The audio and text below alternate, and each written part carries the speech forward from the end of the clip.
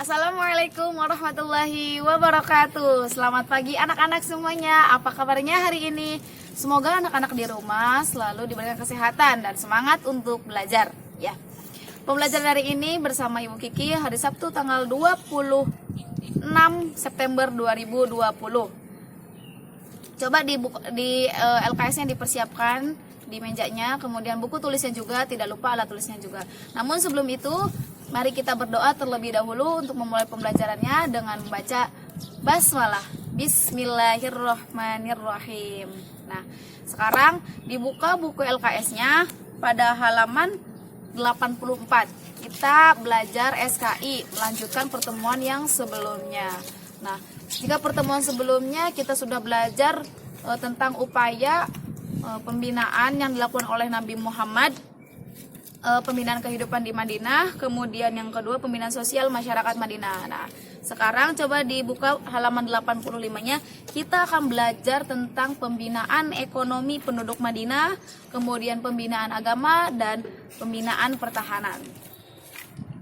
Nah, selanjutnya ada pembinaan ekonomi penduduk Madinah. Apa sih yang dilakukan oleh Rasulullah? Yang pertama, Rasulullah menganjurkan setiap orang bekerja mencari nafkah untuk meningkatkan kesejahteraan dan pemenuhan kebutuhan sehari-hari dengan cara yang halal ya tentunya dan tidak saling merugikan. Selanjutnya ada Rasulullah itu menerapkan sikap tolong-menolong dalam meningkatkan taraf hidup. Seperti yang dilakukan Abu Ayyub Al-Ansori yang memberikan modal kepada Abdurrahman bin Auf untuk berdagang. Dan yang terakhir itu ada Rasulullah SAW mengatur penggunaan harta kekayaan agar tidak terkumpul di tangan orang-orang tertentu dengan cara yang pertama mengatur zakat harta dan pertanian, yang kedua melarang riba dan boros, yang ketiga menganjurkan sedekah dan menolong fakir miskin, dan yang terakhir melarang perjudian dan pencurian. Selanjutnya ada upaya yang dilakukan oleh Nabi Muhammad itu melalui pembinaan agama. Nah, untuk mengembangkan agama Islam dan meningkatkan pemahaman keagamaan penduduk Madinah, Rasulullah melakukan hal sebagai berikut. Yang pertama itu adalah mendirikan masjid. Masjid mempunyai potensi yang sangat penting. Di antaranya tempat musyawarah, tempat memupuk keimanan, tempat menyatukan Islam dan menyusun kekuatan kaum muslimin, tempat menjadi benteng pertahanan moral spiritual. Nah, masjid yang dibangun oleh Nabi Muhammad setelah membangun Masjid Nabawi itu ada Masjid Jumu'ah, kemudian Masjid Gamamah, Masjid Bani Quraiza, Masjid Ubay bin Ka'ab, dan masjid lainnya. Kemudian selanjutnya itu ada mengembangkan dakwah Islamiyah. Dakwah yang dilakukan Nabi Muhammad ini di Madinah ditujukan kepada masyarakat luas, baik yang beragama Islam maupun non-Islam. Kemudian ada yang terakhir itu pengembangan pendidikan. Nabi Shallallahu Alaihi Wasallam sangat memperhatikan pendidikan, terutama pendidikan anak sebagaimana yang digariskan dalam Al-Quran, yang meliputi pertama, pendidikan tauhid untuk mengesahkan Allah dan tidak menyekutukan Allah. Yang kedua, pendidikan sholat sebagai ukuran ibadah umat Islam. Yang ketiga, pendidikan sopan santun dalam keluarga dan masyarakat.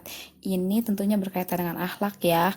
Dan yang keempat, pendidikan sosial dan ilmu bela diri. Nah, itu dia tadi upaya pembinaan yang dilakukan oleh Nabi Muhammad dalam bidang agama. Kemudian ada yang terakhir itu dalam pembinaannya pertahanan. Untuk menciptakan keamanan lingkungan sehingga pertahanan kota Madinah dapat terjaga, Rasulullah Shallallahu Alaihi Wasallam menerapkan prinsip musyawarah dengan dasar-dasar agama. Selain itu juga Rasulullah mengadakan perjanjian perdamaian antara semua penduduk Madinah, baik yang Muslim, Yahudi, Nasrani maupun kaum musyrikin. Nah, perjanjian ini dikenal dengan sebuah piagam Madinah atau perjanjian Madinah.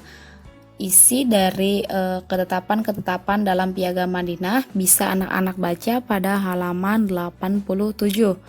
Itu dia ya. Jadi upaya yang dilakukan oleh Nabi Muhammad itu secara keseluruhan itu jumlahnya ada 5. disatukan dengan pertemuan yang kemarin sudah kita bahas 2, kemudian pertemuan sekarang sudah kita bahas 3. Nah, itu dia tadi materi yang dapat Ibu sampaikan.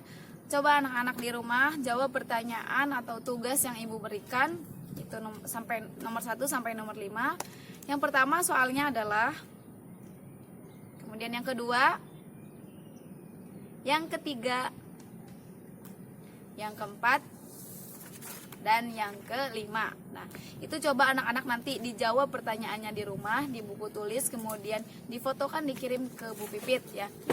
Mungkin itu saja yang dapat Ibu sampaikan. Sebelum kita tutup, coba kita doa dengan membaca hamdalah terlebih dahulu. Alhamdulillahirrabbilalamin.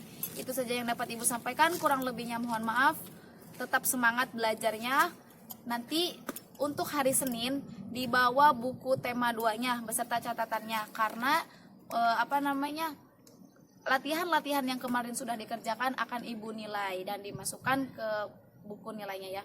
Itu saja. Wallahul muwaffiq ila aqwamit thoriq. Wassalamualaikum warahmatullahi wabarakatuh.